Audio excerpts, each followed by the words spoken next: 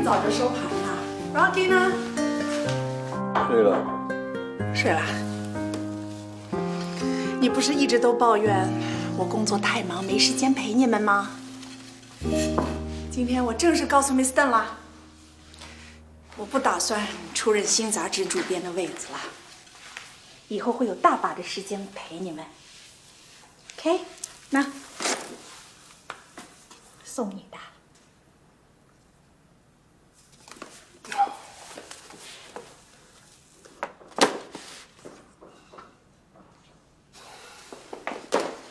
你收拾行李啊？去哪儿啊？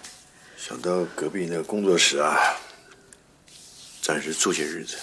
啊？什么意思？最近脑子有点乱，想让自己清静一下，让自己放空一下。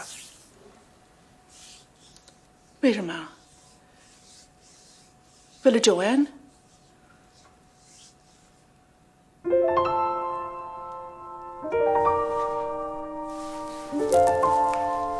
他找过你了，是不是？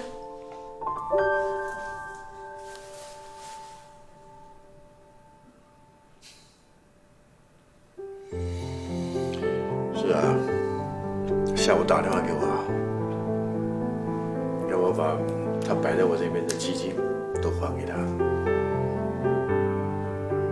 我已经还给他了，而且我还告诉他，让他不要理会你对他说的话。木子，真的说实在的，我有点受够了。这些日子你给我的这些有形无形的压力，真的让我喘不过气来。你说要结婚，我答应；你说非要孩子，我也答应。多少次到医院里面用那种奇怪的方式受孕，我都配合了。孩子生下来之后，你说你要急着去上班，没时间带孩子 ，OK， 我来带，我都做了。在你的条件诱惑之下，把九安介绍给我认识，我接触了他，我觉得他是一个很有趣的人。可是，在你认为我已经越过了你的底线，现在你又一声令下，要我断绝所有的联系。木子，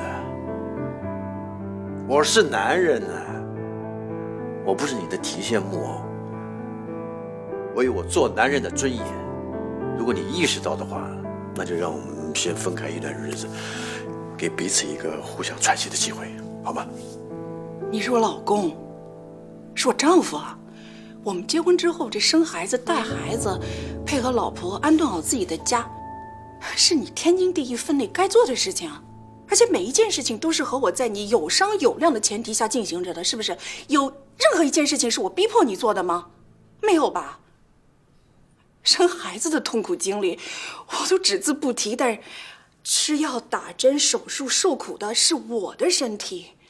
给你生了个大胖儿子，我也没见着你后悔莫及啊！你多少事情、多少问题都是我在帮你解决的啊！你的前妻、你的女儿、你的妈、你妈的亲戚、亲戚的亲戚、亲戚的朋友，多少事情，包括你的基金客户，谁在拉着呀？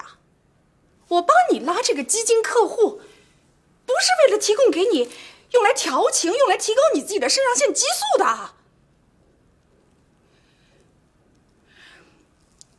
我今天还把这个新杂志的主编位子给推了，为什么？为的就是我希望我能把自己的注意力集中回我们这个家、孩子身上，为了我们之间的关系能够更稳固，为了我们的孩子能够更健康的成长。我为这个家做的所有的努力，所有的牺牲，你眼睛长这么大，你没看见啊？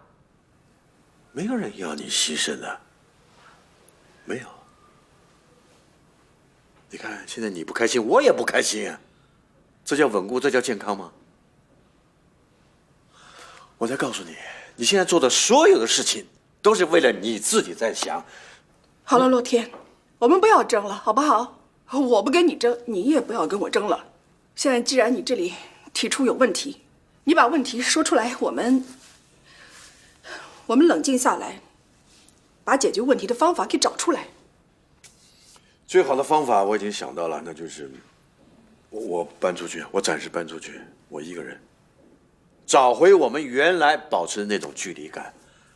晚上你带孩子，白天你就把他送到我那边来，我来带。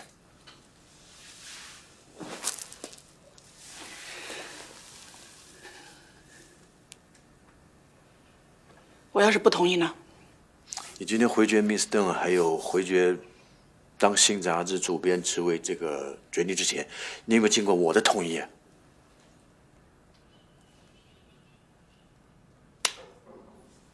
这儿。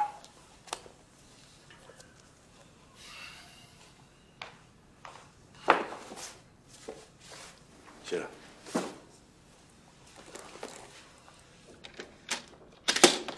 洛天，你是不是真的爱上九恩了？你要是真的爱他，你要放弃我 ，OK？ 但你老实跟我说，请你诚实告诉我。是，我是喜欢上他，你是喜欢上他了，但是我没有忘记，我手上戴着我们的结婚戒指，我也没有忘记我对你的承诺。所以我可以老实的告诉你，到目前为止，我只是跟他吃饭、喝茶、聊天而已。洛天，你知道当时我选你做老公为什么？你和其他男人都不一样，我以为你已经是活了一把年纪了，该风流的早已经就风流过的了，你完全已经是可以做到一个成熟完美老公的阶段了呀！怎么可以在这种时刻你突然爱上另外一个女人了？洛天，你已经和你的女儿解释过一次为什么她爸爸会离开他的妈妈，到了另外一个女人的家里。你真打算将来再跟你的儿子说一遍同样的故事吗？啊，你这样做男人是不是也做得太失败了？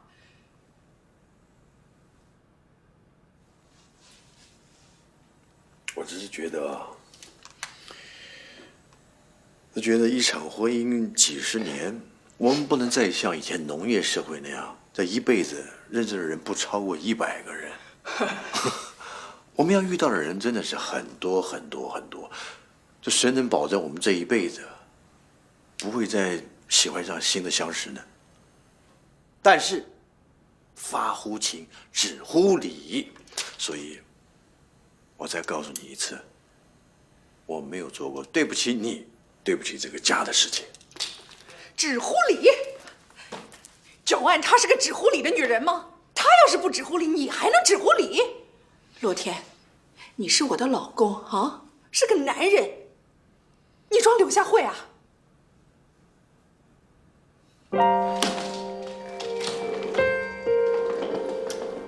你想好分居的后果？